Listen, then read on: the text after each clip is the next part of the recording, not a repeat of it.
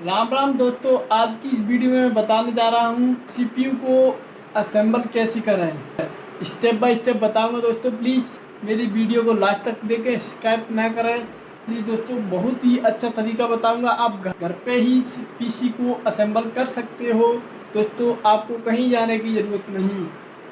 Friends, अब हम आपको बताएंगे पीसी को असेंबल कैसे करें। डीवीडी बॉक्स को आगे से ही लगाया जाता है, जहाँ तक मेरा कहना है आगे से ही हर कंप्यूटर में लगता है डीवीडी बॉक्स।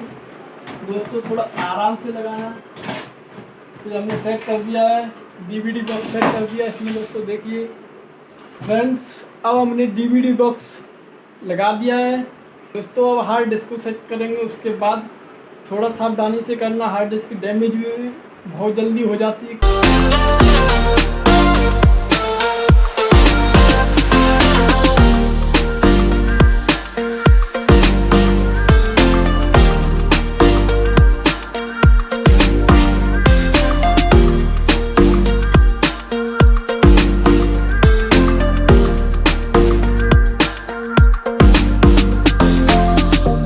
फ्रेंड्स, अब हमने हार्ड डिस्क को सेट कर दिया है। उसके बाद दोस्तों अब हम SMPS को सेट करेंगे।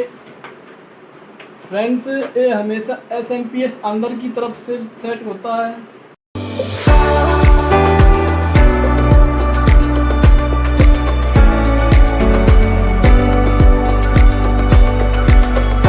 फ्रेंड्स, हमने SMPS सेट कर दिया, देखिए फ्रेंड्स। उसके बाद दोस्तों हमको करना है मदरबोर्ड सेट। दोस्तों अगर मदरबोर्ड को आप सेट कर रहे हैं तो प्लीज़ सावधानी बरतें, सावधानी से करें, क्योंकि बहुत महंगा सिस्टम है और बहुत जल्दी डैमेज हो जाता है।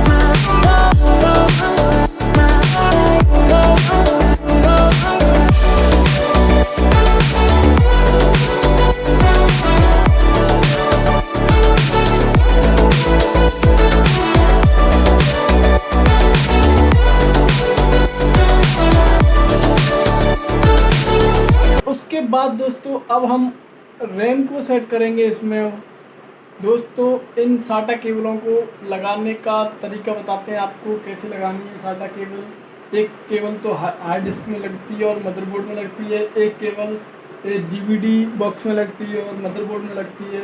दोस्तों अब हम लगाना बताते हैं कौन सा केबल किस में लगेगा।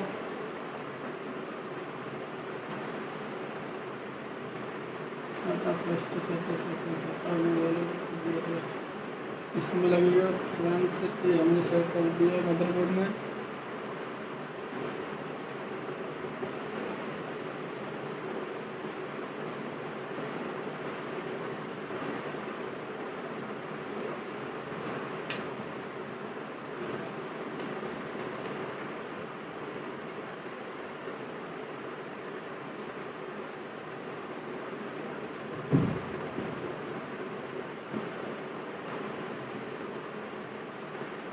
फ्रेंड्स, हमने साटा केबल मदरबोर्ड में लगा दिया है। उसके बाद दोस्तों हम एक हार्ड डिस्क में लगाते हैं। फ्रेंड्स, साटा केबल दोनों मैंने सेट कर दी है, मदरबोर्ड में भी और उसमें भी सेट कर दिया है। अब फ्रेंड्स हम करते हैं मदरबोर्ड को सेट। एक और बचा बाकी रह गया है, इसको भी सेट कर देते हैं इसमें।